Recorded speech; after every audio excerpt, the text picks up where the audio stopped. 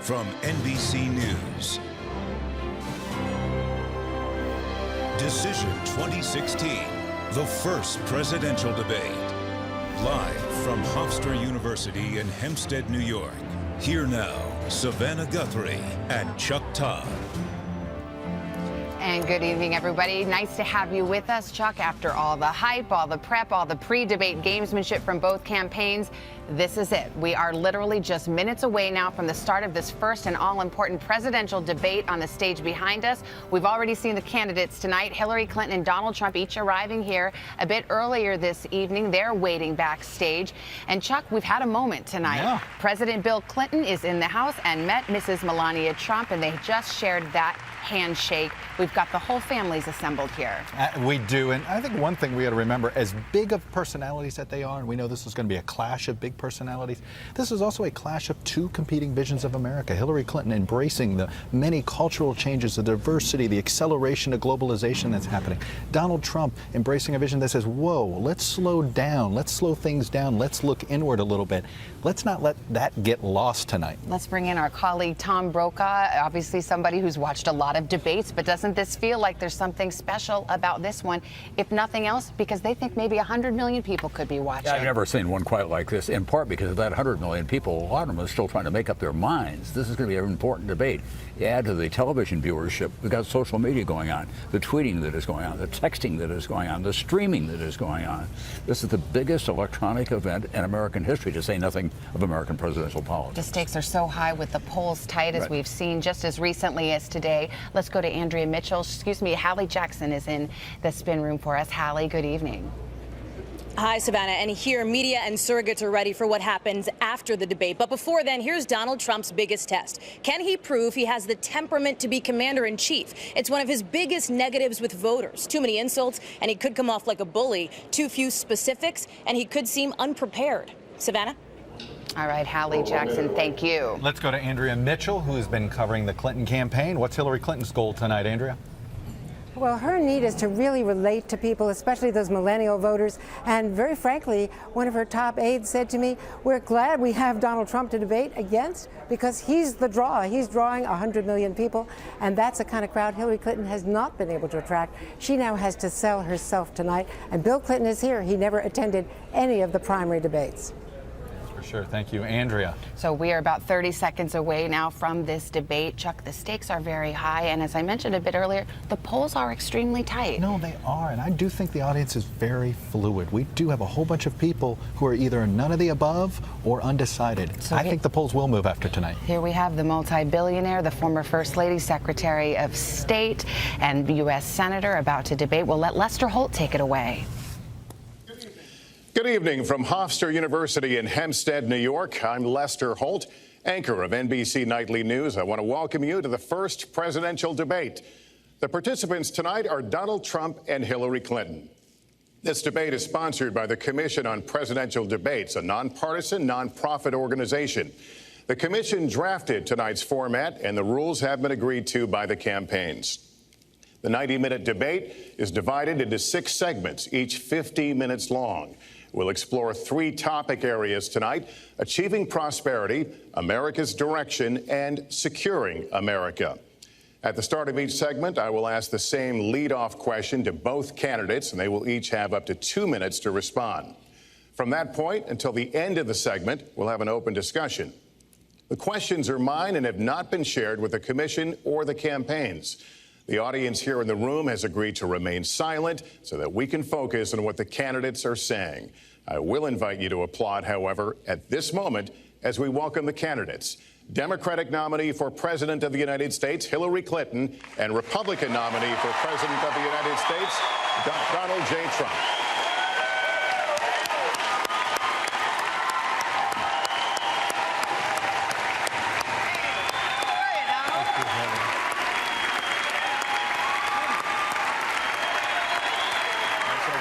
Good luck to you. Mr. Trump, good luck to you.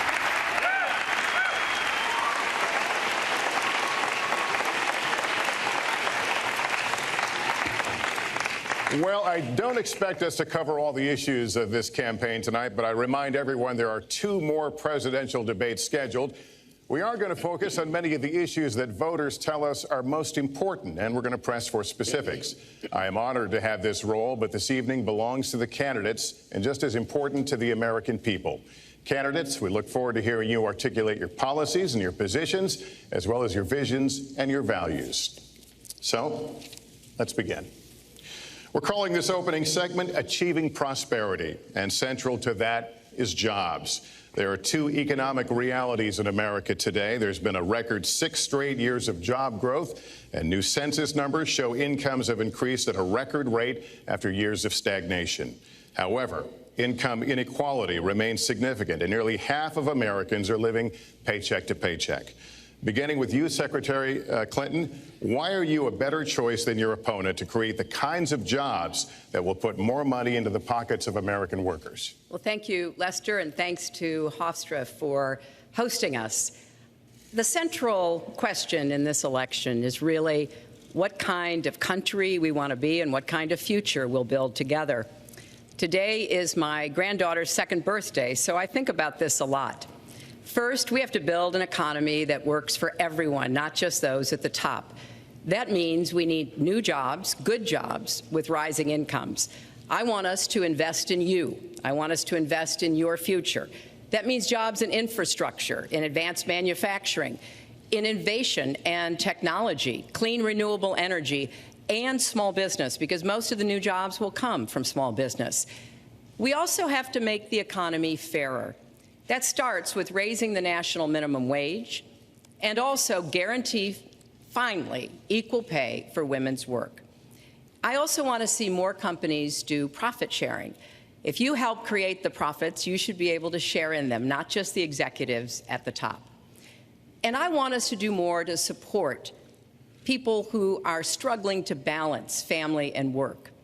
I've heard from so many of you about the difficult choices you face and the stresses that you're under. So let's have paid family leave, earned sick days. Let's be sure we have affordable child care and debt-free college. How are we going to do it? We're going to do it by having the wealthy pay their fair share and close the corporate loopholes.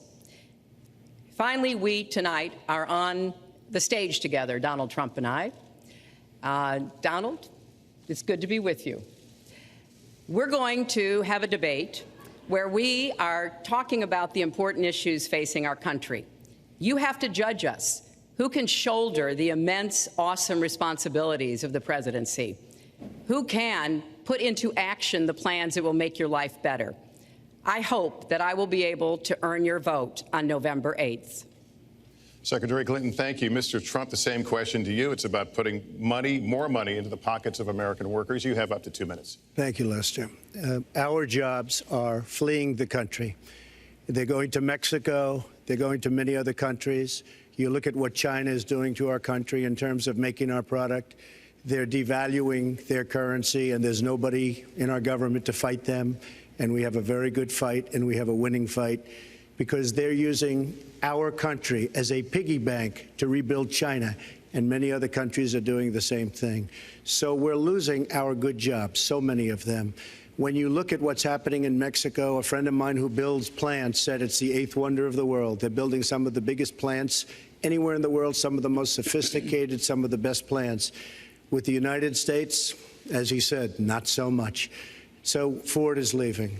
You see that, their small car division leaving. Thousands of jobs, leaving Michigan, leaving Ohio. They're all leaving, and we can't allow it to happen anymore. As far as child care is concerned and so many other things, I think Hillary and I agree on that. We probably disagree a little bit as to numbers and amounts and what we're going to do, but perhaps we'll be talking about that later. But we have to stop our jobs from being stolen from us. We have to stop our companies from leaving the United States, and with it, firing all of their people. All you have to do is take a look at Carrier Air Conditioning in Indianapolis. They left, fired 1,400 people. They're going to Mexico. So many, hundreds and hundreds of companies are doing this. We cannot let it happen. Under my plan, I'll be reducing taxes tremendously, from 35% to 15% for companies, small and big businesses. That's going to be a job creator like we haven't seen since Ronald Reagan. It's going to be a beautiful thing to watch. Companies will come, they will build, they will expand, new companies will start, and I look very, very much forward to doing it. We have to renegotiate our trade deals, and we have to stop these countries from stealing our companies and our jobs. Secretary Clinton, would you like to respond? Well, I think that trade is an important issue. Of course, we are 5% of the world's population. We have to trade with the other 95%. And we need to have smart, fair trade deals. We also, though, need to have a tax system that rewards work and not just financial transactions. And the kind of plan that Donald has put forth would be trickle-down economics all over again. In fact, it would be the most extreme version, the biggest tax cuts for the top percent of the people in this country than we've ever had. I call it trumped up trickle down, because that's exactly what it would be. That is not how we grow the economy. We just have a different view about what's best for growing the economy, how we make investments that will actually produce jobs and rising incomes. I think we come at it from somewhat different perspectives. I understand that. You know, Donald was very fortunate in his life, and that's all to his benefit. He started his business with $14 million borrowed from his father, and he really believes that the more you help wealthy people, the better off we'll be, and that everything will work out from there. I don't buy that. I have a different experience. My father was a small businessman. He worked really hard. He printed drapery fabrics on long tables where he pulled out those fabrics and he went down with a silk screen and dumped the paint in and took the squeegee and kept going. And so what I believe is the more we can do for the middle class, the more we can invest in you, your education, your skills, your future, the better we will be off and the better we'll grow. That's the kind of economy I want us to see again. Let me follow up with Mr. Trump if I can. You've talked about creating 25 million jobs, and you've promised to bring back millions of jobs for Americans. How are we going to bring back the industries that have left this country for cheaper labor overseas? How specifically are you going to tell American manufacturers that you have to come back? Well, for one thing, and before we start on that, my father gave me a very small loan in 1975, and I built it into a company that's worth many, many billions of dollars with some of the greatest assets in the world. And I say that only because that's the kind of thinking that our country needs. Our country's in deep trouble. We don't know what we're doing when it comes to devaluations, and all of these countries all over the world, especially China, they're the best ever at it. What they're doing to us is a very, very sad thing. So we have to do that. We have to renegotiate our trade deals. And Lester, they're taking our jobs, they're giving incentives, they're doing things that, frankly, we don't do. Let me give you the example of Mexico. They have a VAT tax. We're in a different system. When we sell into Mexico, there's a tax. When they sell in automatic, 16% approximately. When they sell into us, there's no tax. It's a defective agreement. It's been defective for a long time, many years, but the politicians haven't done anything about it. Now, in all fairness to Secretary Clinton, yes, is that okay? Good. I want you to be very happy. It's very important to me. But in all fairness to Secretary Clinton, when she started talking about this, it was really very recently. She's been doing this for 30 years. And why hasn't she made the agreements better? The NAFTA agreement is defective just because of the tax and many other reasons, but just because of the fact. Let me interrupt just a moment. Secretary Clinton and others, politicians, should have been doing this for years, not right now because of the fact that we've created a movement. They should have been doing this for years. What's happened to our jobs and our country and our economy generally is, look, we owe $20 trillion.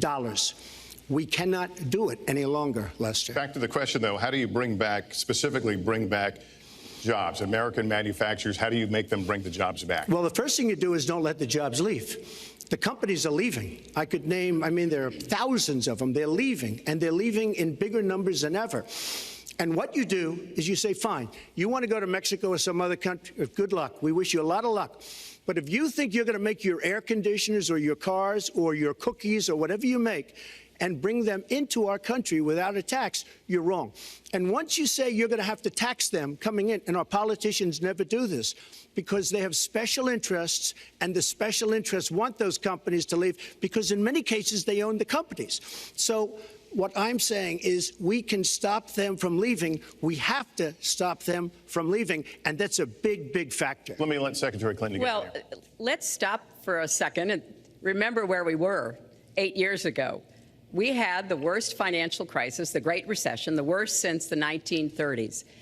That was in large part because of tax policies that slashed taxes on the wealthy, failed to invest in the middle class, took their eyes off of Wall Street, and created a perfect storm. In fact, Donald was one of the people who rooted for the housing crisis. He said back in 2006, gee, I hope it does collapse because then I can go in and buy some and make some money. Well, it did collapse. That's called business, by the way. 9 million people lost their jobs. 5 million people lost their homes, and $13 trillion in family wealth was wiped out. Now, we have come back from that abyss, and it has not been easy. So we're now on the precipice of having a potentially much better economy, but the last thing we need to do is to go back to the policies that failed us in the first place.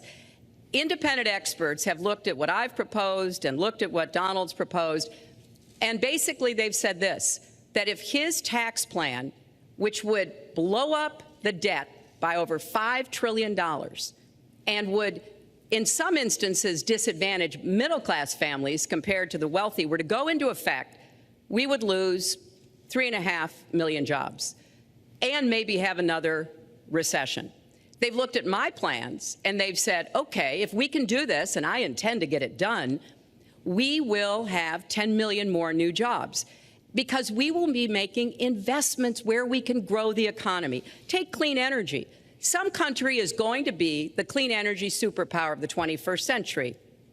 Donald thinks that climate change is a hoax perpetrated by the Chinese. I think it's real. I did not. Science is real. I do not say that. And I think it's important that we grip this and deal with it, both at home and abroad. And here's what we can do. We can deploy 500 million more solar panels. We can have enough clean energy to power every home. We can build a new modern electric grid.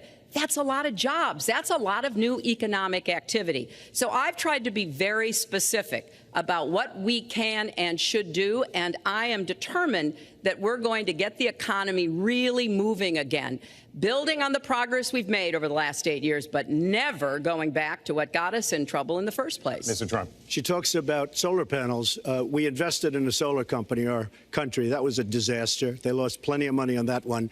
Now, look, I'm a great believer in all forms of energy, but we're putting a lot of people out of work. Our energy policies are a disaster. Our country is losing so much in terms of energy, in terms of paying off our debt. You can't do what you're looking to do with $20 trillion in debt. The Obama administration, from the time they've come in, is over 230 years worth of debt, and he's topped it. He's doubled it in a course of almost 8 years, 7.5 years to be semi-exact. So I will tell you this. We have to do a much better job at keeping our jobs, and we have to do a much better job at giving companies incentive to build new companies or to expand, because they're not doing it. And all you have to do is look at Michigan and look at Ohio and look at all of these places where so many of their jobs and their companies are just leaving. They're gone. And Hillary, I just ask you this. You've been doing this for 30 years. Why are you just thinking about these solutions right now? For 30 years you've been doing it, and now you're just starting to think of solutions. Well, actually, I will bring back jobs. You can't bring back jobs. Well, actually, I have thought about this quite a bit. Yeah, for 30 years. I have, well, not quite that long.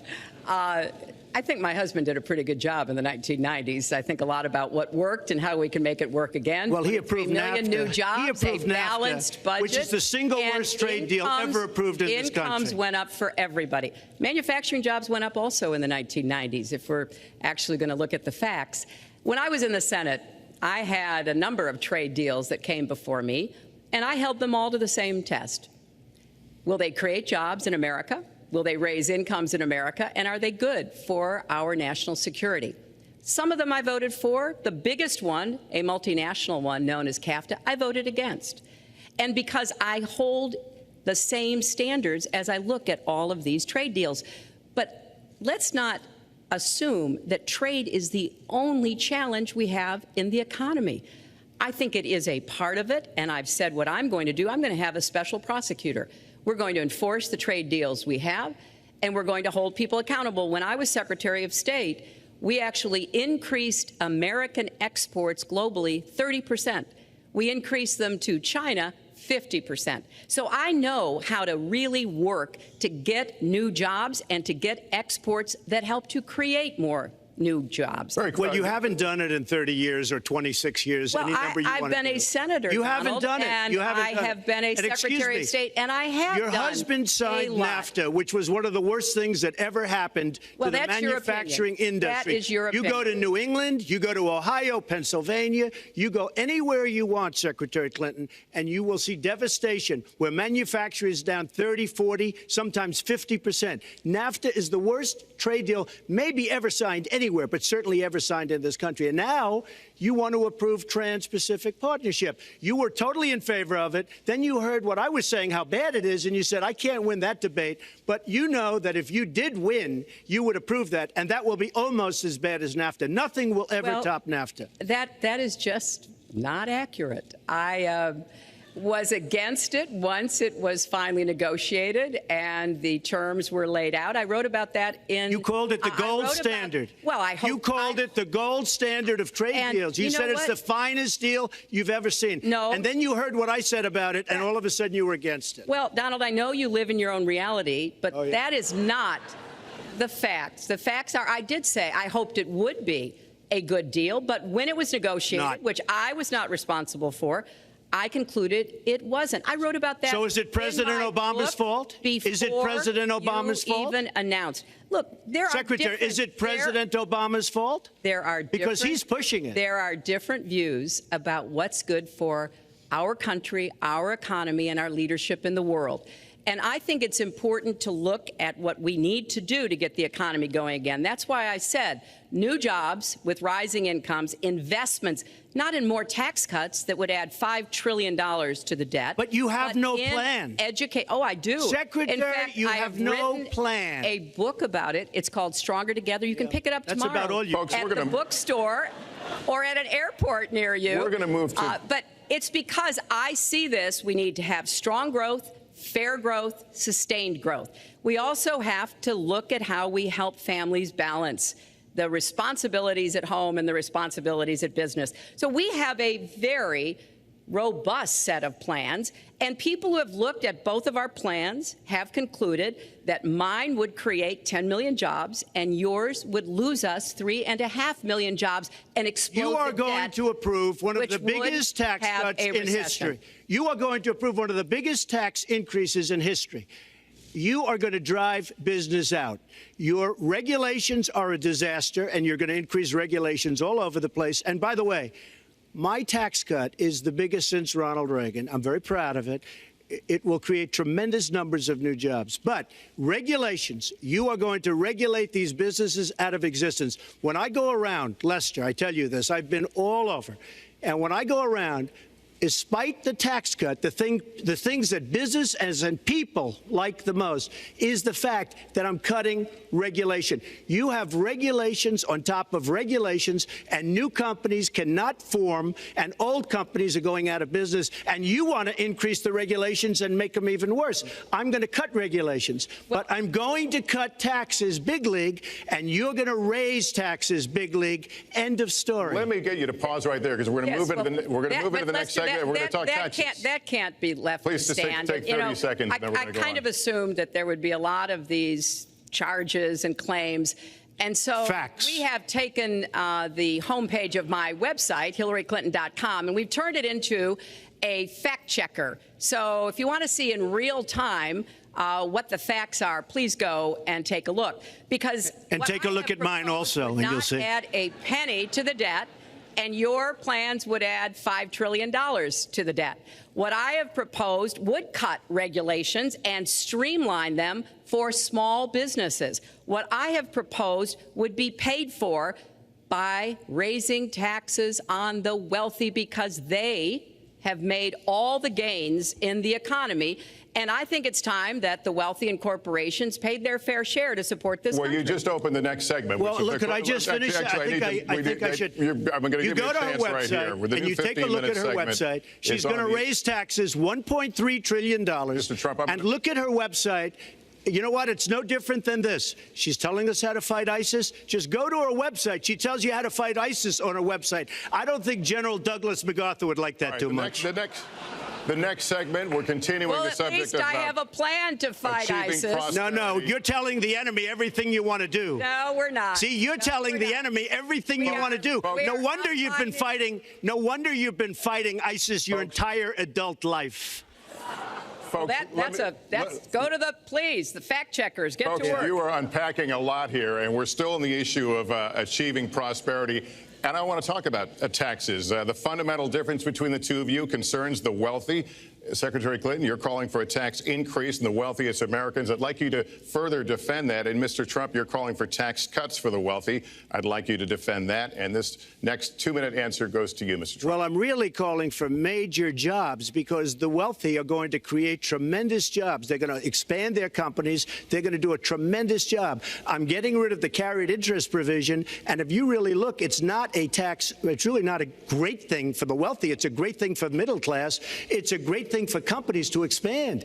And when these people are going to put billions and billions of dollars into companies, and when they're going to bring $2.5 trillion back from overseas, where they can't bring the money back because politicians like Secretary Clinton won't allow them to bring the money back because the taxes are so onerous and the bureaucratic red tape. So what is so bad? So what they're doing is they're leaving our country, and they're, believe it or not, leaving because taxes are too high and because some of them have lots of money outside of our country, and instead of bringing it back and putting the money to work because they can't work out a deal to, and everybody agrees it should be brought back, instead of that, they're leaving our country to get their money because they can't bring their money back into our country because of bureaucratic red tape, because they can't get together, because we have a president that can't sit them around a table and get them to approve something. And here's the thing.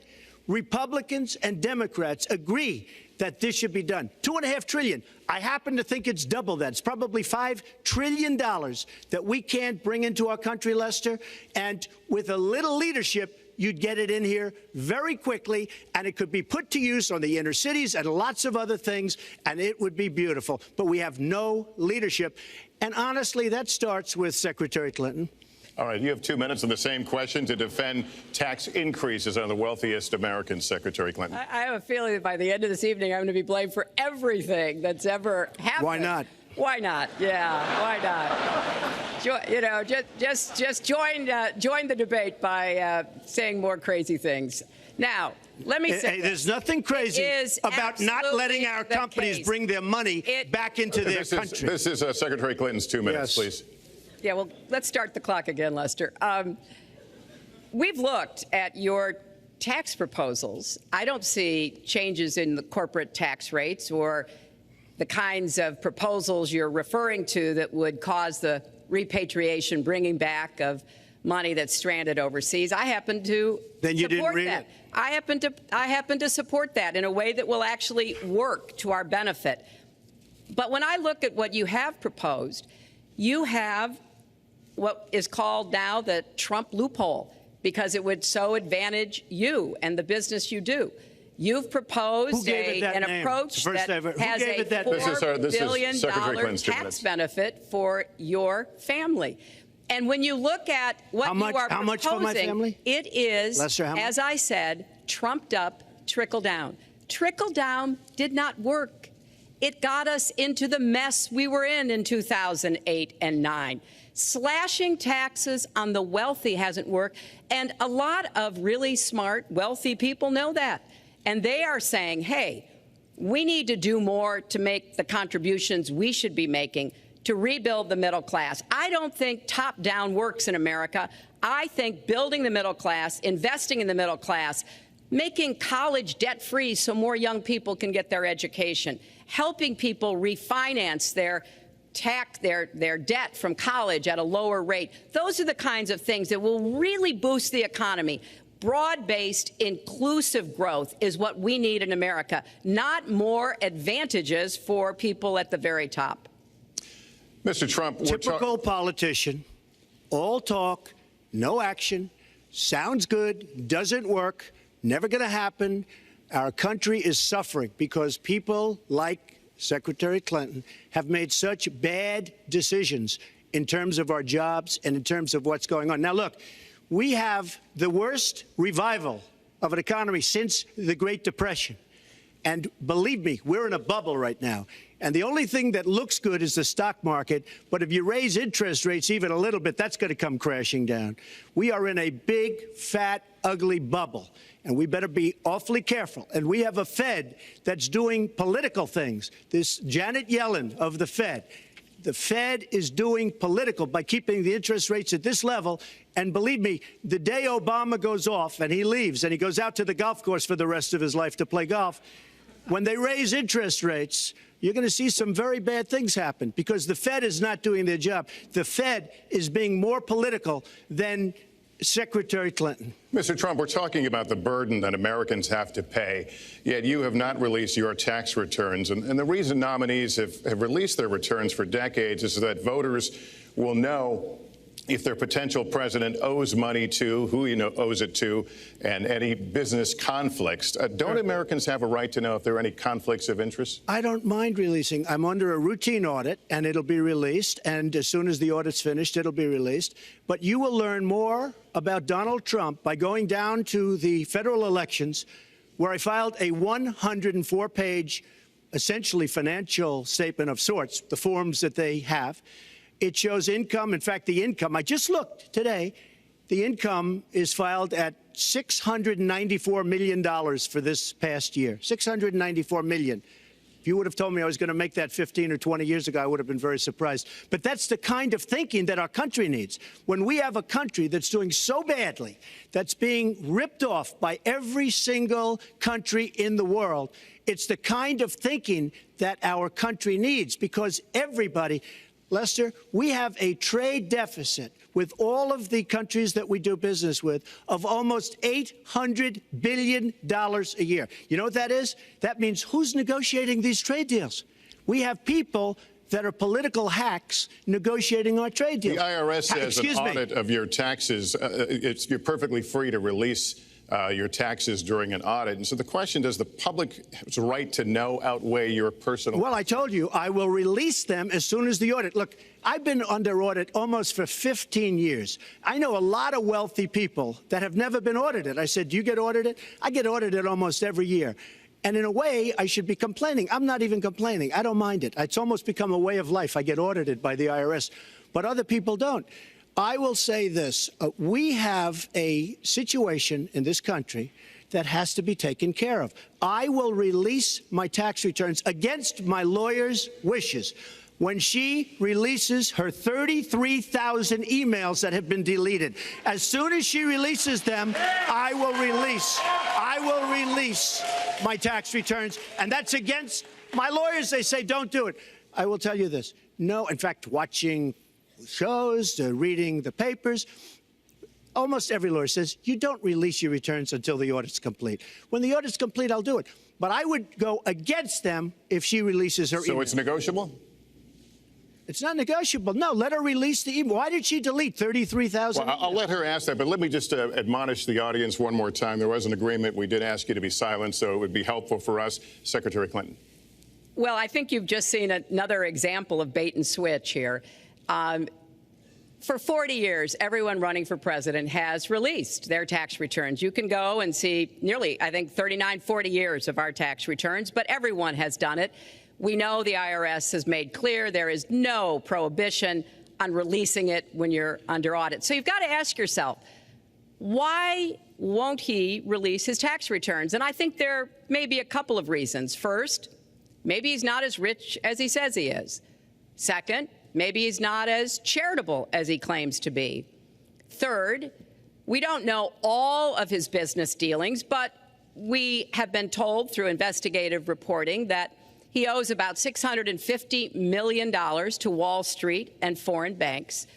Or maybe he doesn't want the American people, all of you watching tonight, to know that he's paid nothing in federal taxes, because the only years that anybody's ever seen were a couple of years when he had to turn them over to state authorities when he was trying to get a casino license, and they showed he didn't pay any federal income tax. So if he's paid zero, that means zero for troops, zero for vets, zero for schools or health.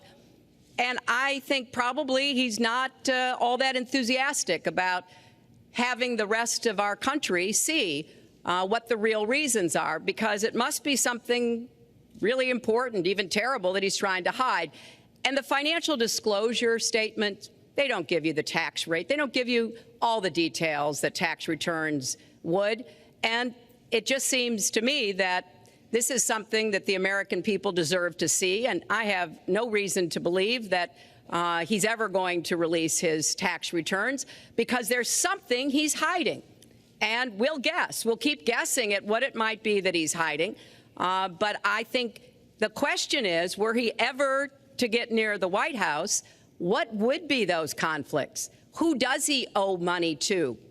Well, he owes you the answers to that, and he should provide them. He also raised the issue of your emails. Do you want to respond to that? I do. You know, I made a mistake using a private email. That's for sure. And if I had to do it over again, I would obviously do it differently. But I'm not going to make any excuses. It was a mistake, and I take responsibility for that. Mr. Trump? That was more than a mistake. That was done purposely, okay? That was not a mistake. That was done purposely. When you have your staff taking the Fifth Amendment, taking the Fifth, so they're not prosecuted. When you have the man that set up the illegal server taking the Fifth, I think it's disgraceful. And believe me, this country thinks it's disgraceful. It really thinks it's disgraceful also. As far as my tax returns, you don't learn that much from tax returns, that I can tell you. You learn a lot from financial disclosure. And you should go down and take a look at that. The other thing, I'm extremely underleveraged. The report that said 650, which, by the way, a lot of friends of mine that know my business said, boy, that's really not a lot of money. It's not a lot of money relative to what I had. The buildings that were in question, they said in the same report, which was actually wasn't even a bad story, to be honest with you, but the buildings are worth $3.9 billion. And the 650 isn't even on that. But it's not 650. It's much less than that. But I could give you a list of banks. I would, if that would help you, I would give you a list of banks. These are very fine institutions, very fine banks. I could do that very quickly. I am very underleveraged. I have a great company. I have a tremendous income. And the reason I say that is not in a braggadocious way. It's because it's about time that this country had somebody running it that has an idea about money. When we have $20 trillion in debt and our country's a mess. You know, it's one thing to have $20 trillion in debt and our roads are good and our bridges are good and everything's in great shape. Our airports are like from a third world country. You land at LaGuardia, you land at Kennedy, you land at LAX, you land at Newark, and you come in from Dubai and Qatar and you see these incredible, you come in from China, you see these incredible airports, and you land, we've become a third world country. So, the worst of all things has happened. We owe $20 trillion, and we're a mess. We haven't even started. And we've spent $6 trillion in the Middle East, according to a report that I just saw, whether it's 6 or 5, but it looks like it's 6. $6 trillion in the Middle East. We could have rebuilt our country twice. And it's really a shame. And it's politicians like Secretary Clinton that have caused this problem. Our country has tremendous problems. We're a debtor nation, we're a serious debtor nation, and we have a country that needs new roads, new tunnels, new bridges, new airports, new schools, new hospitals. And we don't have the money because it's been squandered on so many of your ideas. Let you and respond maybe and we'll move to our because next. you haven't paid any federal income tax for a lot of years. And the other thing I think is important It would be squandered too, believe me. If your main claim to be president of the United States is your business, then I think we should talk about that. You know, your campaign manager said that you built a lot of businesses on the backs of little guys. And indeed, I have met a lot of the people who were stiffed by you and your businesses, Donald. I've met dishwashers, painters, architects, glass installers, marble installers, drapery installers, like my dad was, who you refused to pay when they finished the work that you asked them to do. We have an architect in the audience who designed one of your clubhouses at one of your golf courses. It's a beautiful facility. It immediately was put to use, and you wouldn't pay what the man needed to be paid, what he was charging you. Maybe he didn't do a good job, and I was unsatisfied with his work, which our country should do too. The thousands of people that you have stiffed over the course of your business not deserve some kind of apology from someone who has taken their labor, taken the goods that they produced, and then refused to pay them? I can only say that I'm certainly relieved that my late father never did business with you. He provided a good middle-class life for us, but the people he worked for, he expected the bargain to be kept on both sides. And when we talk about your business, you've taken business bankruptcy 6 times. There are a lot of great business people that have never taken bankruptcy once. You call yourself the king of debt. You talk about leverage. You even at one time suggested that you would try to negotiate down the national debt of the United States. Well, sometimes there's not a direct transfer of skills from business to government, but sometimes what happened in business would be really bad for government. Let's let Mr. And Trump we need to be very clear about that. Look, it's all words. It's all sound bites. I built an unbelievable company, some of the greatest assets anywhere in the world, real estate assets anywhere in the world, beyond the United States, in Europe, lots of different places. It's an unbelievable company. But on occasion, 4 times, we used certain laws that are there. And when Secretary Clinton talks about people that didn't get paid, first of all, they did get paid a lot, but taking advantage of the laws of the nation. Now, if you want to change the laws, you've been there a long time, change the laws. But I take advantage of the laws of the nation because I'm running a company. My obligation right now is to do well for myself, my family, my employees, for my companies. And that's what I do.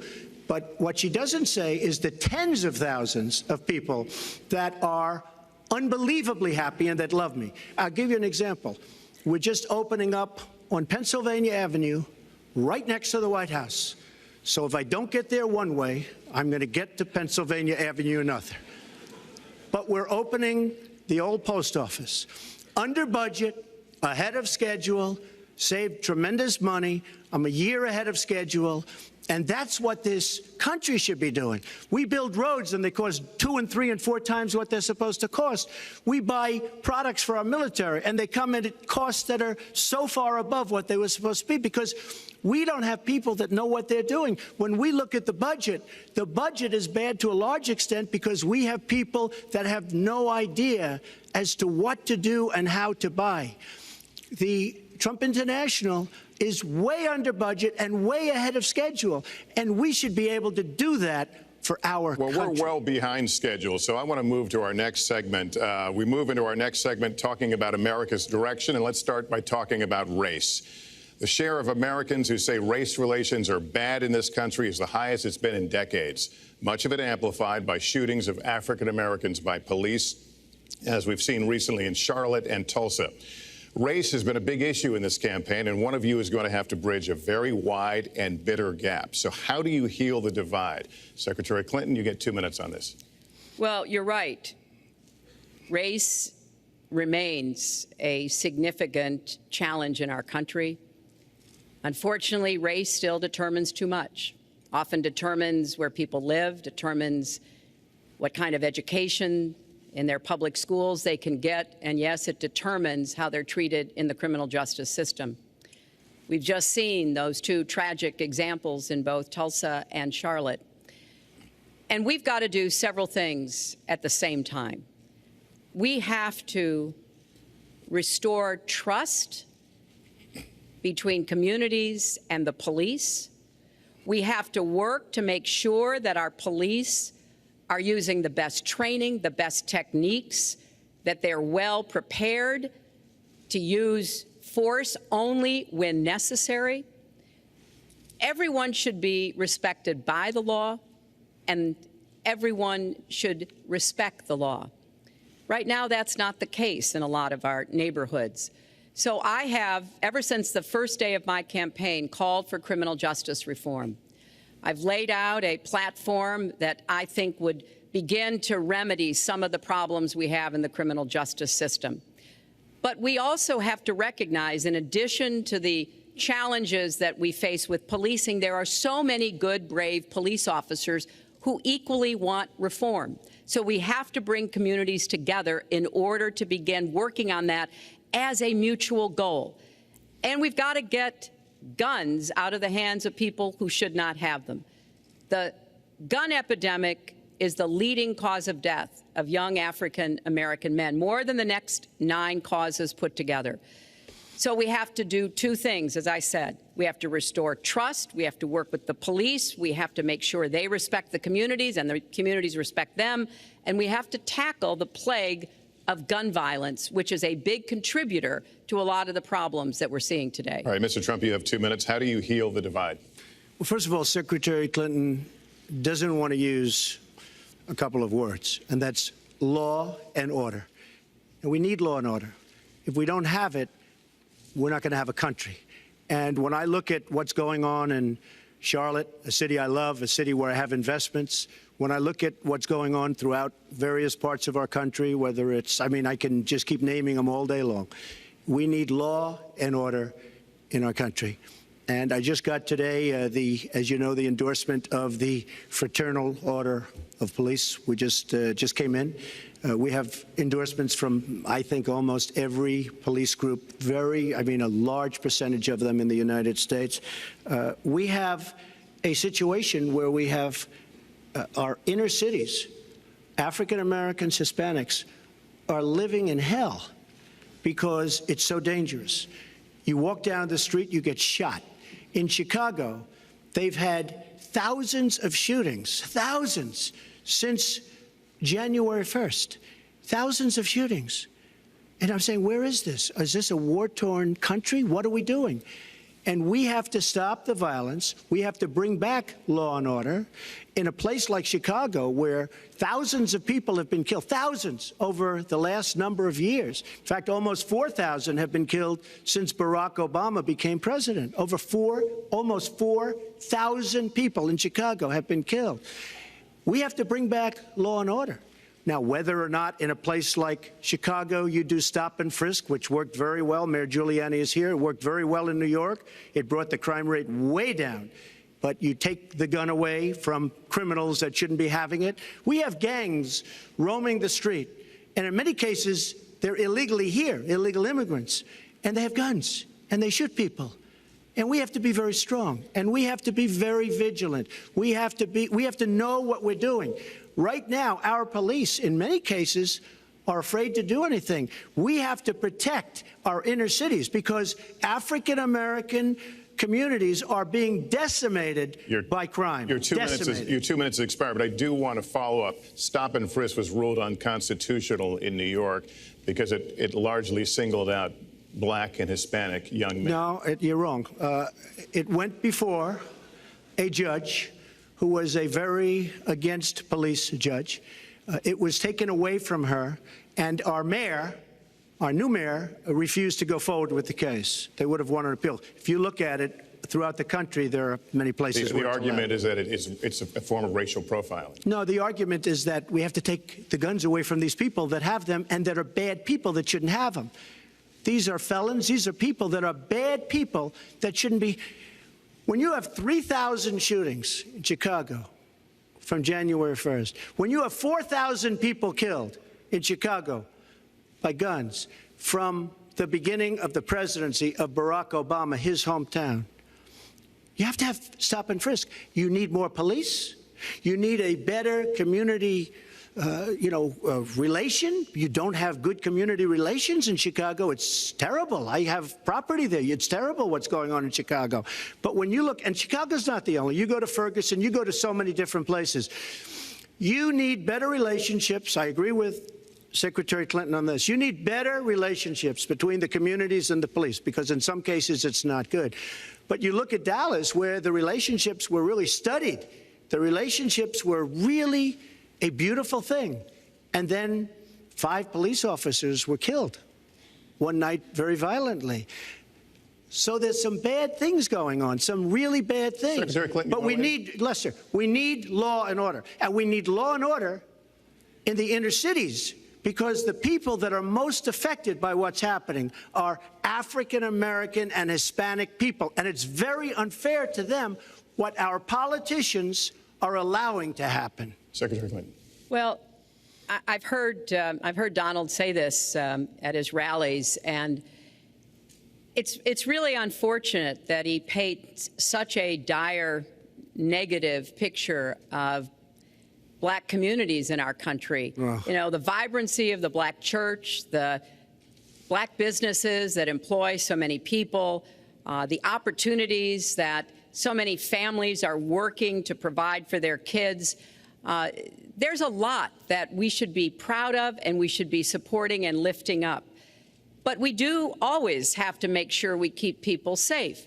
There are the right ways of doing it, and then there are ways that are ineffective. Stop and frisk was found to be unconstitutional, and in part because it was ineffective. It did not do what it needed to do. Now, I believe in community policing, and in fact, violent crime is 1/2 of what it was in 1991. Property crime is down 40%. We just don't want to see it creep back up. We've had 25 years of very good cooperation, but there were some problems, some unintended consequences. Too many young African American and Latino men ended up in jail for nonviolent offenses, and it's just a fact that if you're a young African American man and you do the same thing as a young white man, you are more likely to be arrested, charged, convicted, and incarcerated. So we've got to address the systemic racism in our criminal justice system. We cannot just say law and order.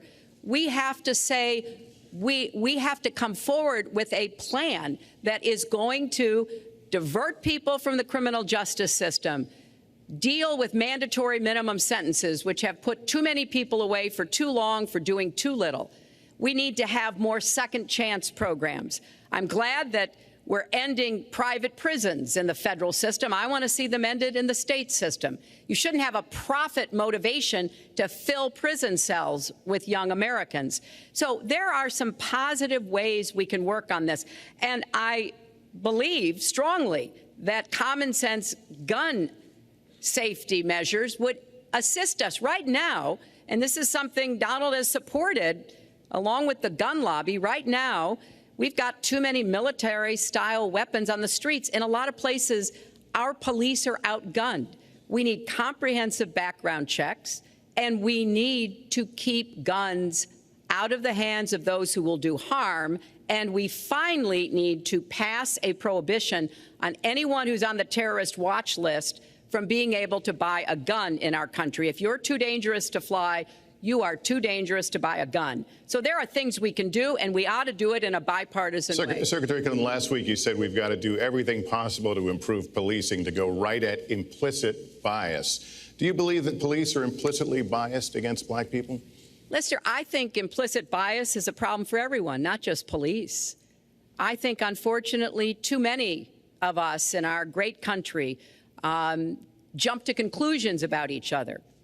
And therefore, I think we need all of us to be asking hard questions about, why am I feeling this way?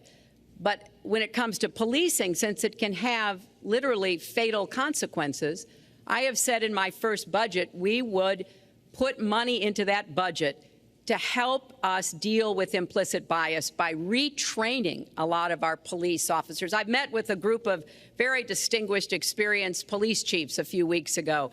They admit it's an issue. They've got a lot of concerns. Mental health is one of the biggest concerns because now police are having to handle a lot of really difficult mental health problems on the street. They want support. They want more training. They want more assistance. And I think the federal government could be in a position where we would offer and provide that. I'd like to respond. Please.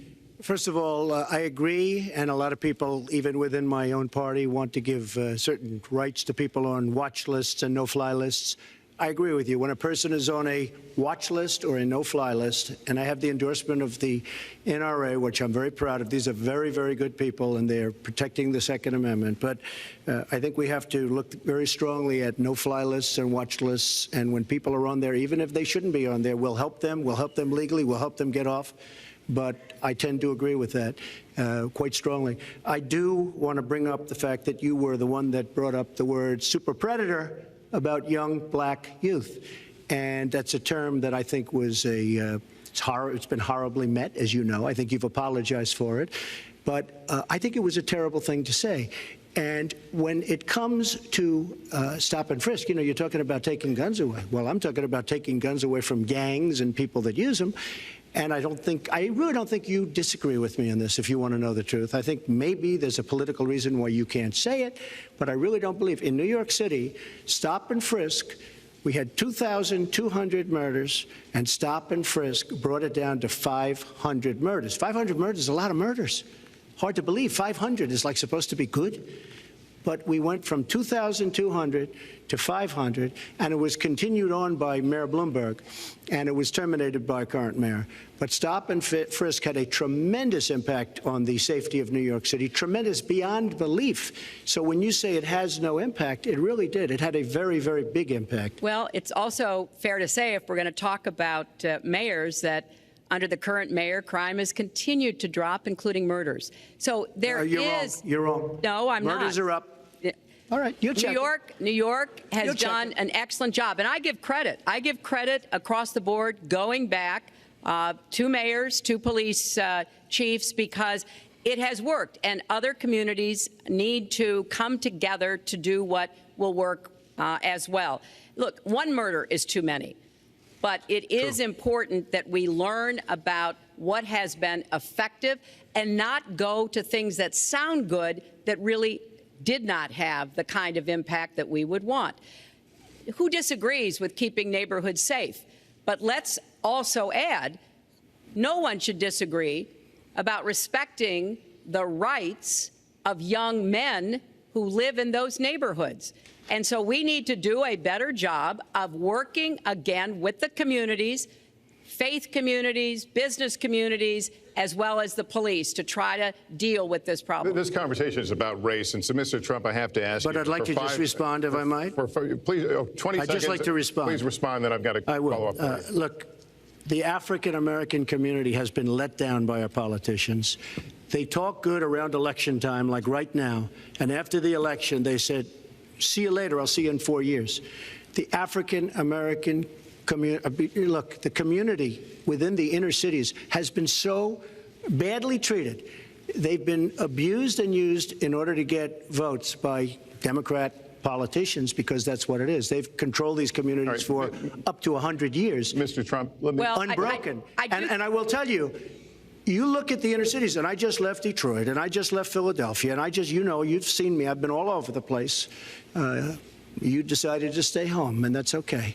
But I will tell you, I've been all over, and I've met some of the greatest people I'll ever meet within these communities, and they are very, very upset with what their politicians have told them and what their politicians have done.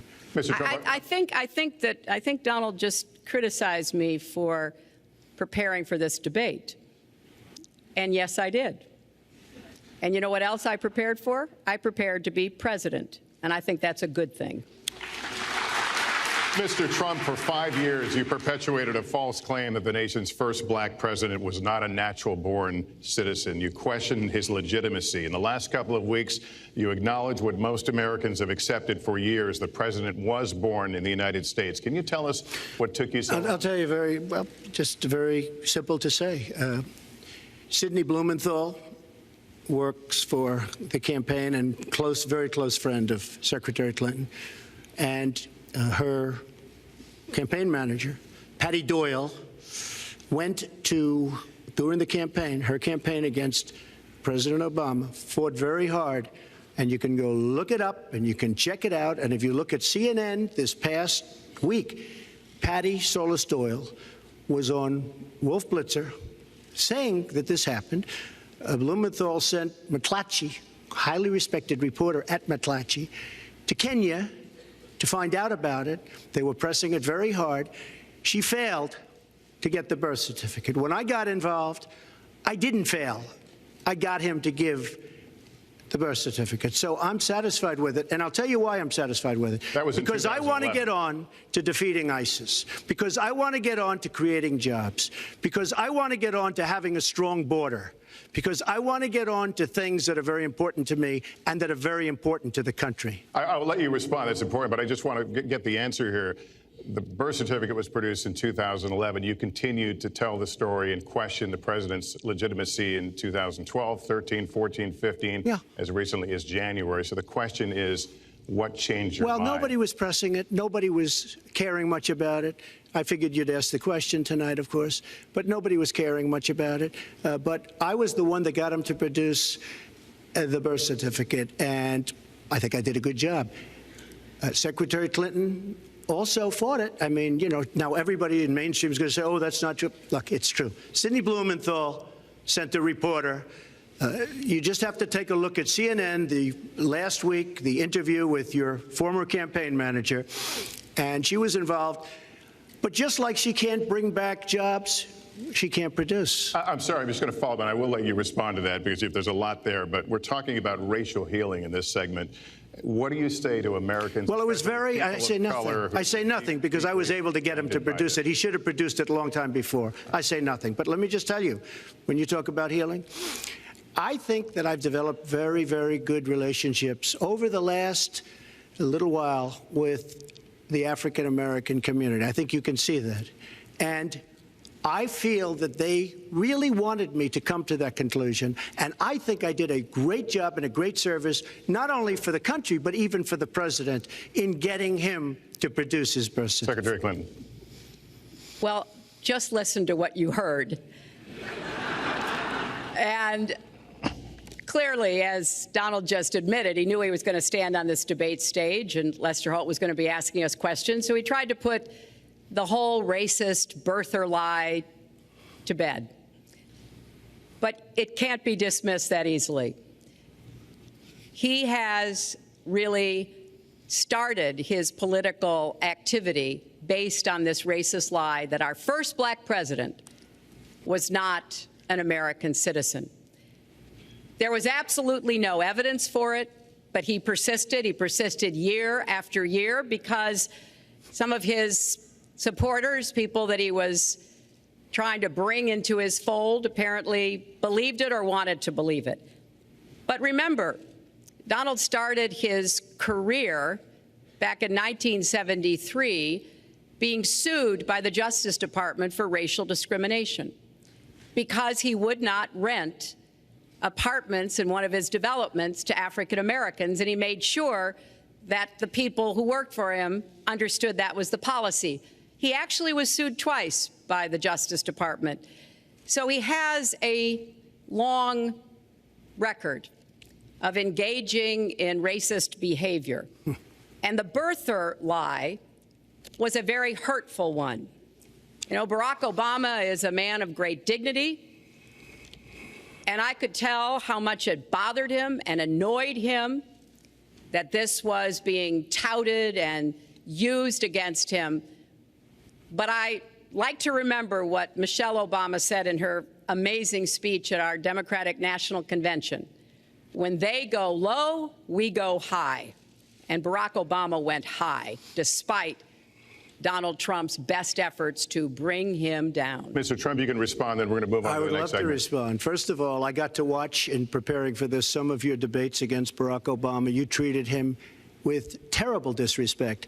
And I watched the way you talk now about how lovely everything is and how wonderful you are. It doesn't work that way. You were after him. You were trying to. You even sent out, or your campaign sent out, pictures of him in a certain garb, very famous pictures. I don't think you can deny that.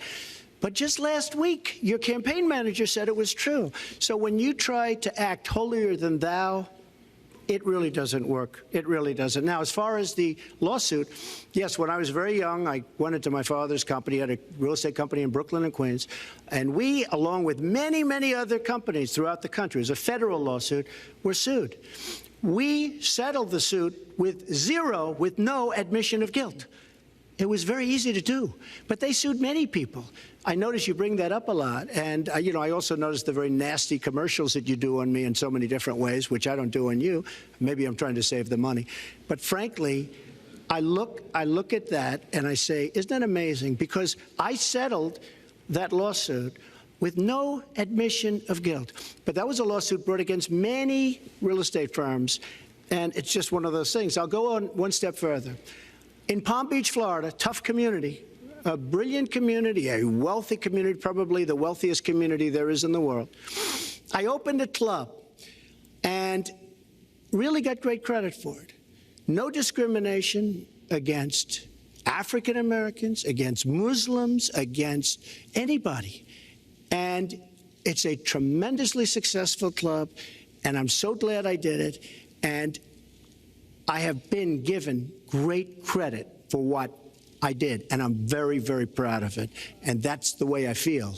That is the true way I feel. Our next segment is called Securing America. We want to start with a 21st century war happening every day in this country. Our institutions are under cyber attack, and our secrets are being stolen. So my question is, who's behind it, and how do we fight it? Secretary Clinton, this answer goes to you. Well, I think cybersecurity, cyber warfare will be one of the biggest challenges facing the next president, because clearly we're facing at this point two different kinds of adversaries. There are the independent hacking groups that do it mostly for commercial reasons, to try to steal information that they then can use to make money. But increasingly, we are seeing cyber attacks coming from states, organs of states. The most recent and troubling of these has been Russia. There's no doubt now that Russia has used cyber attacks against all kinds of organizations in our country, and I am deeply concerned about this. I know Donald's very praiseworthy of Vladimir Putin, but Putin is playing a really tough, long game here. And one of the things he's done is to let loose cyber attackers to hack into government files, to hack into personal files, hack into the Democratic National Committee. And we recently have learned that, that this is one of their preferred methods of trying to wreak havoc and collect information. We need to make it very clear, whether it's Russia, China, Iran, or anybody else, the United States has much greater capacity. And we are not going to sit idly by and permit state actors to go after our information, our private sector information or our public sector information. And we're going to have to make it clear that we don't want to use the kinds of tools that we have. We don't want to engage in a different kind of warfare, but we will defend the citizens of this country. And the Russians need to understand that. I think they've been treating it as almost a probing. How far would we go? How much would we do? And that's why I was so shocked when Donald publicly invited Putin to hack into Americans. That is just unacceptable. It's one of the reasons why 50 national security officials who served in Republican administrations have said that Donald is unfit to be the commander-in-chief. It's comments like that that really worry people who understand the threats that we face. Mr. Trump, you have 2 minutes in the same question. Who's behind it, and how do we fight it? I do want to say that I was just endorsed, and more are coming next week. It'll be over 200 admirals, many of them are here, admirals and generals endorsed me to lead this country. That just happened, and many more are coming, and I'm very proud of it. In addition, I was just endorsed by ICE. They've never endorsed anybody before on immigration. I was just endorsed by ICE. I was just recently endorsed 16,500 Border Patrol agents. So when Secretary Clinton talks about this, I mean, I'll take the admirals and I'll take the generals any day over the political hacks that I see that have led our country so brilliantly over the last 10 years with their knowledge, okay? Because look at the mess that we're in. Look at the mess that we're in. As far as the cyber, I agree to parts of what Secretary Clinton said. We should be better than anybody else, and perhaps we're not. I don't think anybody knows it was Russia that broke into the DNC. She's saying Russia, Russia, Russia, but maybe it was. I mean, it could be Russia, but it could also be China. It could also be lots of other people. It also could be somebody sitting on their bed that weighs 400 pounds, okay? You don't know who broke in to DNC, but what did we learn with DNC? We learned that Bernie Sanders was taken advantage of by your people, by Debbie Wasserman Schultz. Look what happened to her. But Bernie Sanders was taken advantage of. That's what we learned. Now, whether that was Russia, whether that was China, whether it was another country, we don't know. Because the truth is, under President Obama, we've lost control of things that we used to have control over. We came in with the Internet. We came up with the Internet. And I think Secretary Clinton and myself would agree very much. When you look at what ISIS is doing with the Internet, they're beating us at our own game, ISIS. So we have to get very, very tough on cyber and cyber warfare. It is a huge problem. I have a son. He's 10 years old. He has computers. He is so good with these computers. It's unbelievable. The security aspect of cyber is very, very tough, and maybe it's hardly doable. But I will say we are not doing the job we should be doing. But that's true throughout our whole governmental society. We have so many things that we have to do better, Lester, and certainly cyber is one of them. Secretary Clinton. Well, I think there are a number of issues that we should be addressing. I have put forth a plan to defeat ISIS.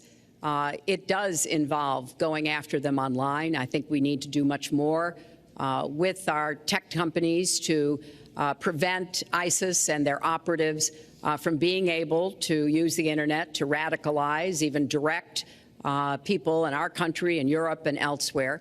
But we also have to intensify our air strikes against ISIS and eventually support our Arab and Kurdish partners to be able to actually take out ISIS in Raqqa and their claim of being a caliphate. We're making progress. Our military is assisting in Iraq, and we're hoping that within the year we'll be able to push ISIS out of Iraq and then, really squeeze them in Syria. But we have to be cognizant of the fact that they've had foreign fighters coming to volunteer for them, foreign money, foreign weapons. So we have to make this the top priority. And I would also do everything possible to take out their leadership.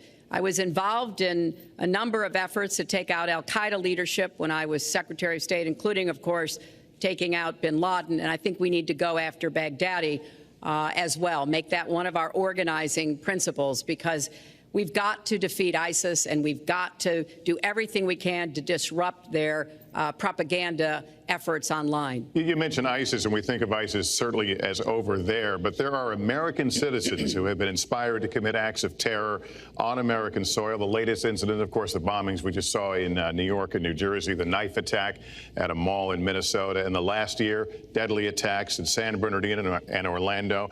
I'll ask this to both of you. Tell us specifically how you would prevent homegrown attacks by American citizens, Mr. Trump. Well, first I have to say one thing, very important. Secretary Clinton is talking about taking out ISIS. We will take out ISIS. Well, President Obama and Secretary Clinton created a vacuum the way they got out of Iraq, because they got out, they shouldn't have been in, but once they got in, the way they got out was a disaster, and ISIS was formed. So she talks about taking them out. She's been doing it a long time. She's been trying to take them out for a long time. But they wouldn't have even been formed if they left some troops behind, like 10,000 or maybe something more than that. And then you wouldn't have had them.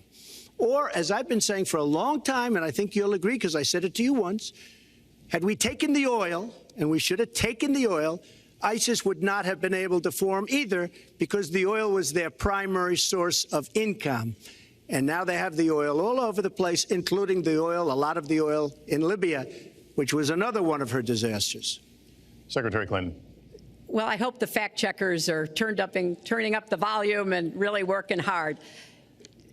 Donald supported the invasion of Iraq. Wrong. That is absolutely wrong. Proved over and over again.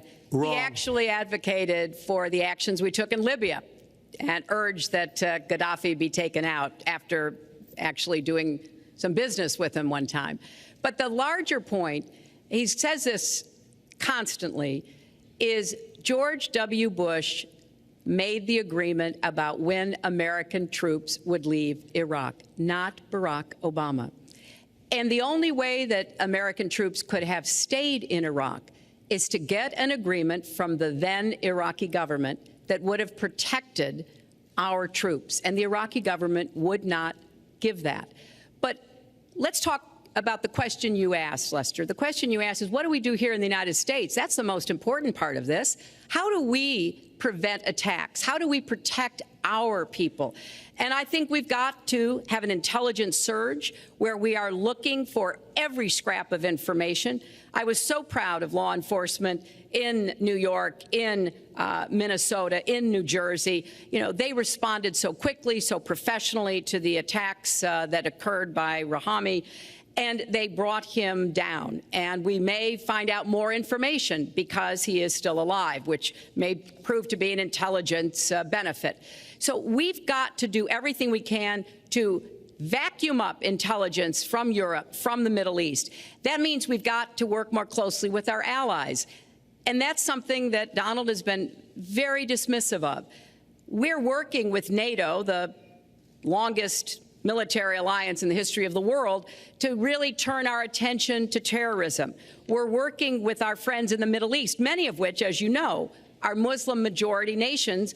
Donald has consistently insulted Muslims abroad, Muslims at home, when we need to be cooperating with Muslim nations and with the American Muslim community. They're on the front lines. They can provide information to us that we might not get anywhere else. They need to have close working cooperation with law enforcement in these communities, not be alienated and pushed away, as some of Donald's rhetoric, unfortunately, has led to. Mr. Well, I'd have to respond. Please respond. The Secretary said very strongly about working with. We've been working with them for many years.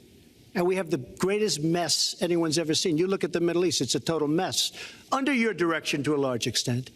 But you look at the Middle East. You started the Iran deal. That's another beauty, where you have a country that was ready to fall. I mean, they were doing so badly. They were choking on the sanctions, and now they're going to be actually probably a major power at some point pretty soon, the way they're going.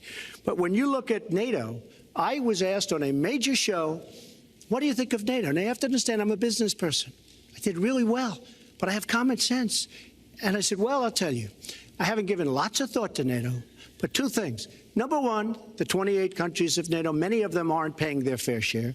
Number two, and that bothers me because we should be, yes, we're defending them, and they should at least be paying us what they're supposed to be paying by treaty and contract. And number two, I said, and very strongly, NATO could be obsolete because, and I was very strong on this, and it was actually covered very accurately in the New York Times, which is unusual for the New York Times, to be honest. But I said they do not focus on terror. And I was very strong, and I said it numerous times. And about 4 months ago, I read on the front page of the Wall Street Journal that NATO is opening up a major terror division. And I think that's great. And I think we should get, because we pay approximately 73% of the cost of NATO. It's a lot of money to protect other people. But I'm all for NATO. But I said they have to focus on terror also. And they're going to do that. And that was, believe me, I'm sure I'm not going to get credit for it, but that was largely because of what I was saying and my criticism of NATO. I think we have to get NATO to go into the Middle East with us, in addition to surrounding nations, and we have to knock the hell out of ISIS, and we have to do it fast. When ISIS formed in this vacuum created by Barack Obama and Secretary Clinton, and believe me, You were the ones that took out the troops. Not only that, you named the day. They couldn't believe it. They sat back probably and said, I can't believe it. They said, no, wait a minute. We've covered when they formed, this is something that never should have happened. It should have never happened. Now, you're talking about taking out ISIS, but you were there and you were Secretary of State when it was a little infant. Now it's in over 30 countries. And you're going to stop them? I don't think so. Mr. Trump, a lot of these are judgment questions. You had supported the war in Iraq before the invasion. What makes your judgment? I did not support the war in Iraq. 2002. That is a mainstream media nonsense put out by her because she, frankly, I think the best person in her campaign is mainstream media. My question is, since you would you like to hear? Why is your judgment? Wait a minute. I was against the war in Iraq, just so you put it out. The record shows otherwise. The record does not show that. Why is your judgment? The record shows that I'm right. When I did an interview with Howard Stern, very lightly, first time anyone's asked me that, I said, very lightly, I don't know, maybe, who knows, essentially. I then did an interview with Neil Cavuto. We talked about the economy is more important. I then spoke to Sean Hannity, which everybody refuses to call Sean Hannity. I had numerous conversations with Sean Hannity at Fox, and Sean Hannity said, and he called me the other day, and I spoke to him about it. He said, you were totally against the war, because he was for the war. Why is your judgment better than... And that was before the war started. Sean Hannity said very strongly to me and other people, he's willing to say, but nobody wants to call him, I was against the war. He said, you used to have fights with me because Sean was in favor of the war. And I understand that side also, not very much, because we should have never been there. But nobody called Sean Hannity. And then they did an article in a major magazine shortly after the war started, I think in '04, but they did an article which had me totally against the war in Iraq. And one of your compatriots said, you know, whether it was before or right after, Trump was definitely, because if you read this article, there's no doubt. But if somebody, and I'll ask the press, if somebody would call up Sean Hannity, this was before the war started, he and I used to have arguments about the war. I said it's a terrible and a stupid thing. It's going to destabilize the Middle East, and that's exactly what it's done. It's been a disaster. My reference was to what you had said in 2002, and my question was, why is your judgment any different than Mrs. Clinton? Well, I have much better judgment than she does. There's no question about that. I also have a much better temperament than she has. You know, I have a much better. She spent, let me tell you, she spent hundreds of millions of dollars on an advertising. You know, they get Madison Avenue into a room, they put names. Oh, temperament, let's go after. I think my strongest asset, maybe by far, is my temperament. I have a winning temperament. I know how to win. She does not know how to win. Clinton. Wait. The AFL-CIO the other day, behind the blue screen, I don't know who you were talking to, Secretary Clinton, but you were totally out of control. I said, there's a person with a temperament that's got a problem. Secretary Clinton. Woo, okay. Let's talk about two important issues that were briefly mentioned by Donald. First, NATO. You know, NATO, as a military alliance, has something called Article 5, and basically it says this: an attack on one is an attack on all. And do you know the only time it's ever been invoked?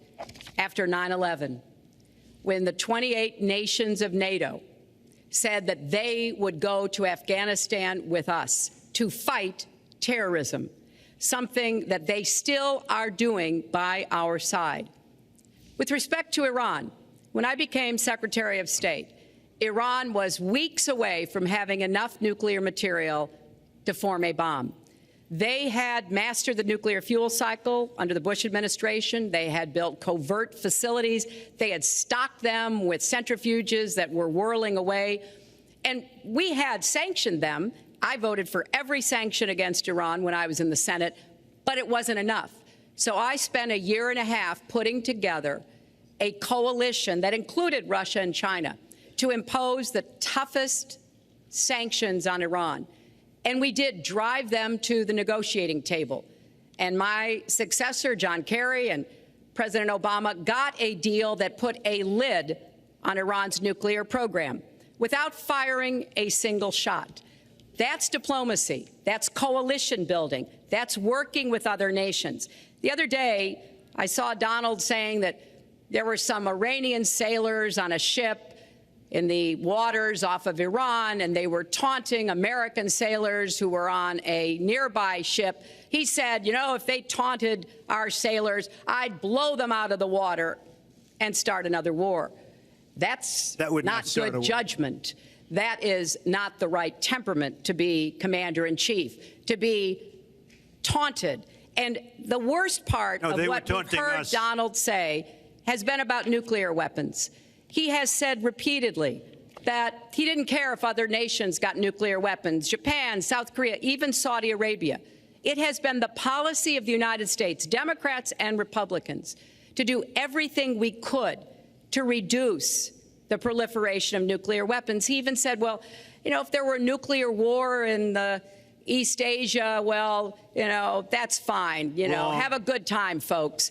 And in fact, his cavalier attitude about nuclear weapons is so deeply troubling. That is the #1 threat we face in the world, and it becomes particularly threatening if terrorists ever get their hands on any nuclear material. So a man who can be provoked by a tweet should not have his fingers anywhere near the nuclear codes, as far as I think anyone with any sense about this should be concerned. That line's getting a little bit old, I must say. Listen, it's a good one, though. I would like to, well describes the problem. It's not an accurate one at all. It's not an accurate one. So I just want to give a lot of things, and just to respond, I agree with her on one thing. The single greatest problem the world has is nuclear armament, nuclear weapons, not global warming like you think and your president thinks. Nuclear is the single greatest threat. Just to go down the list, we defend Japan, we defend Germany, we defend South Korea, we defend Saudi Arabia, we defend countries. They do not pay us what they should be paying us because we are providing tremendous service and we're losing a fortune. That's why we're losing. We lose on everything. I say, who makes these? We lose on everything. Well, I said that it's very possible that if they don't pay a fair share, because this isn't 40 years ago where we could do what we're doing. We can't defend Japan, a behemoth selling us cars by the million. We need to move on. Well, wait, but it's very important. All I said was they may have to defend themselves or they have to help us out. We're a country that owes $20 trillion. They have to help us out. As far as the nuclear is concerned, I agree. It is the single greatest threat that this country has. Which leads my next question as we enter our last segment here still on the subject of securing America. On nuclear weapons, President Obama reportedly considered changing the nation's longstanding policy on first use. Do you support the current policy? Mr. Trump, you have 2 minutes on that. Well, I have to say that, for what Secretary Clinton was saying about nuclear with Russia, she's very cavalier in the way she talks about various countries. But Russia's been expanding.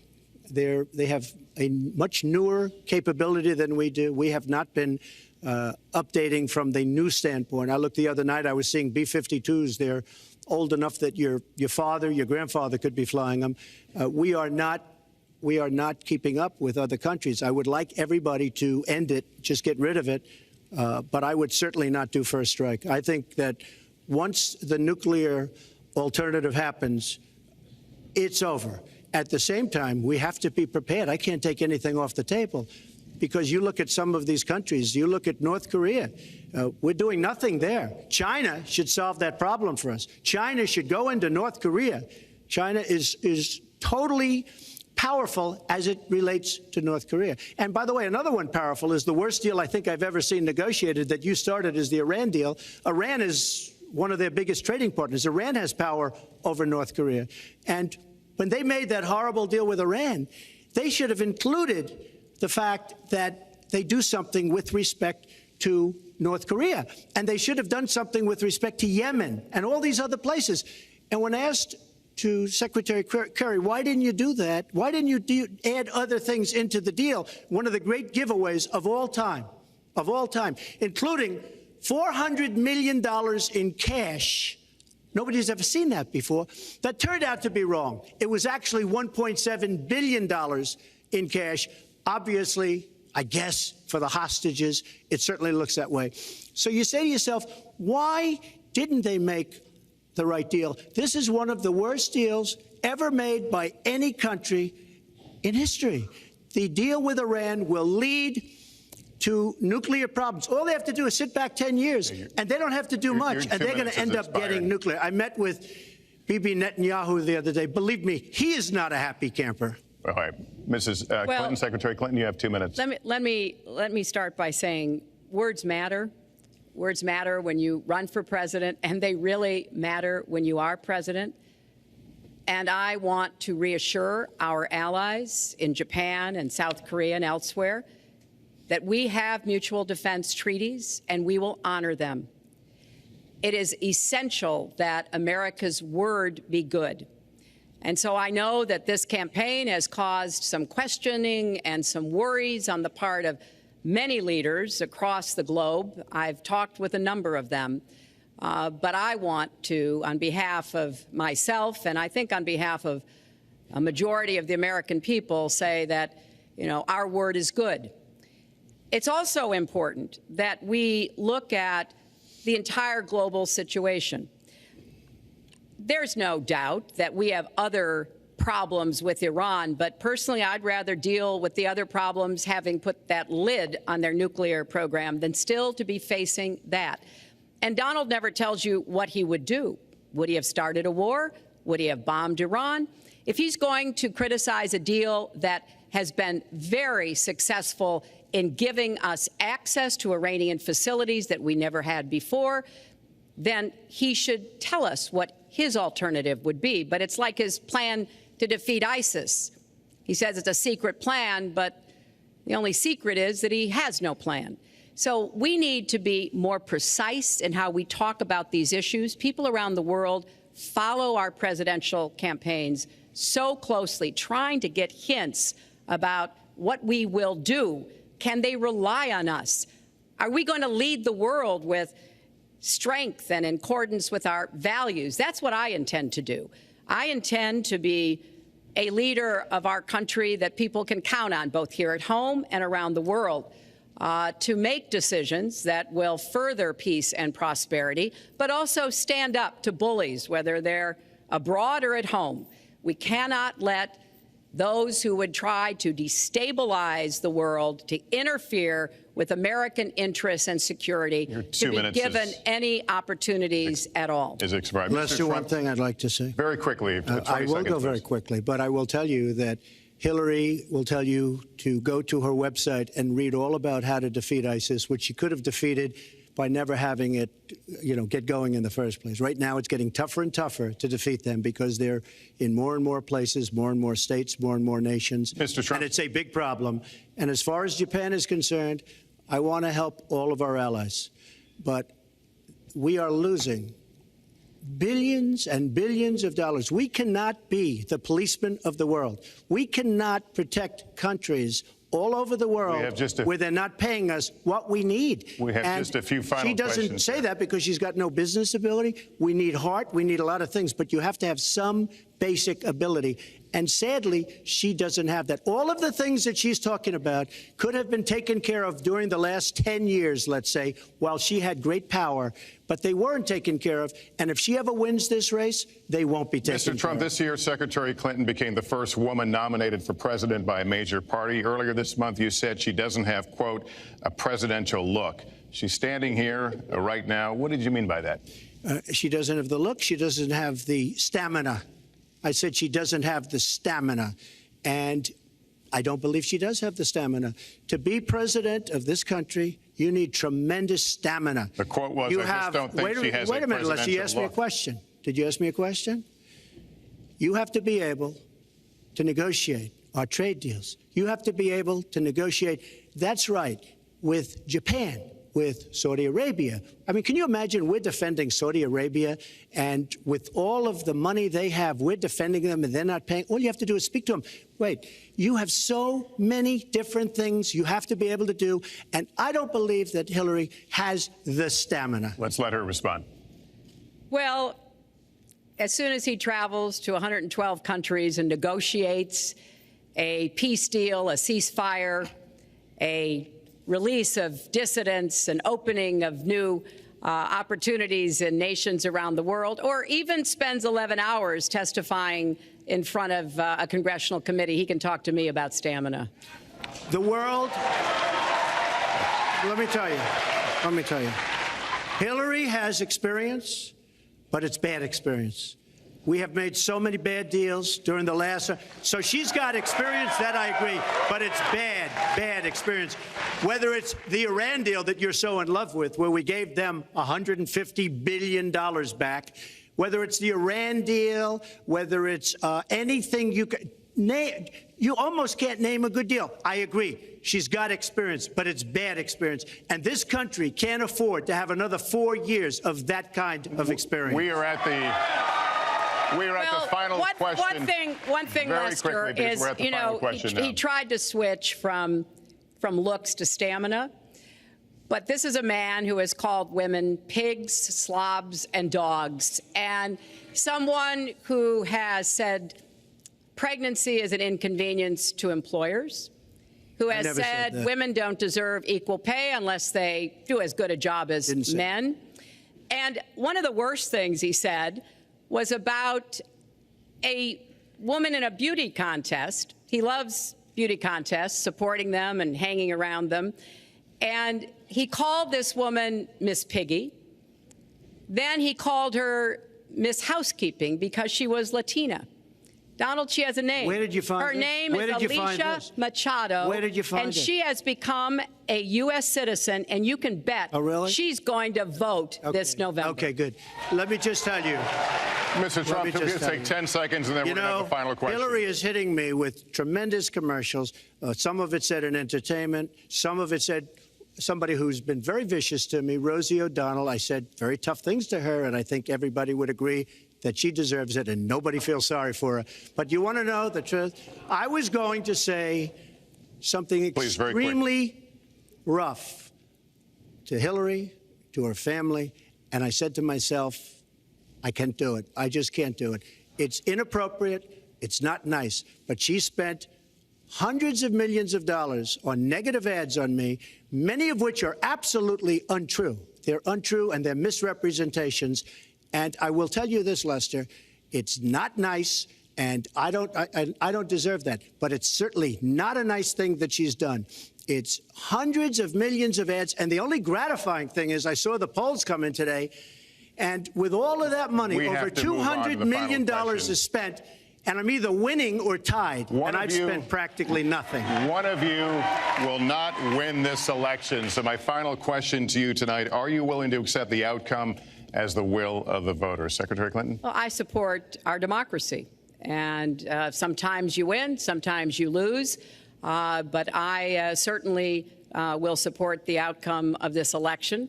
And I know Donald's trying very hard to plant doubts about it, but I hope the people out there understand this election's really up to you. It's not about us so much as it is about you and your families and the kind of country and future you want. So I sure hope you will get out and vote as though your future depended on it, because I think it does. Mr. Trump, very quickly, the same question. Will you accept the outcome as the will of the voters? I want to make America great again. We are a nation that is seriously troubled. We're losing our jobs. People are pouring into our country. The other day, we were deporting 800 people, and perhaps they passed the wrong button, they pressed the wrong button, or perhaps, worse than that, it was corruption. But these people that we were going to deport for good reason ended up becoming citizens. And it was 800, and now it turns out it might be 1,800, and they don't even know. Will you accept the outcome here's of the the election? story. I want to make America great again. I'm going to be able to do it. I don't believe Hillary will. The answer is, if she wins, I will absolutely support her. All right. Well, that is going to do it for us. That concludes our debate for this evening, a spirited one. We covered a lot of ground, not everything, as I suspected we would. The next presidential debates are scheduled for October 9th at Washington University in St. Louis and October 19th at the University of Nevada, Las Vegas. The conversation will continue. A reminder, the vice presidential debate is scheduled for October 4th at Longwood University in Farmville, Virginia. My thanks to Hillary Clinton and to Donald Trump and to Hofstra University for hosting us tonight. Good night, everyone.